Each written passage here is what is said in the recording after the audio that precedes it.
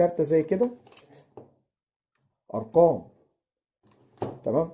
نيجي بس لحاجة زي كده، سوكت في الموتور، سلكة في الموتور، الروزيتا نزل عليها مية وساحت، شورت كهرباء اهو. الروزيتا نزل عليها مية وساحت، شورت كهرباء بسيط جدا.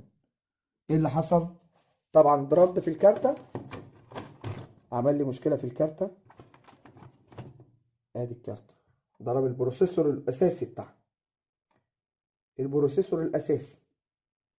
يعني الكارتة دي كده خلاص ما ينفعش تتصلح. ادي شغل الكهرباء. يعني في اعطال في الكارتة ينفع تتصلح وبتبقى مكلفة، انما يجي شورت كهرباء زي كده يروح مطير البروسيسور الاساسي في الكارتة، طارت الكارت. بخلاف المشكلة الاساسية، لو ترومبة ضربت تضرب الكارت، تبوظ جزء في الكارت. لو اللوك بتاع الباب ده ضرب يروح ضارب جزء في الكارت.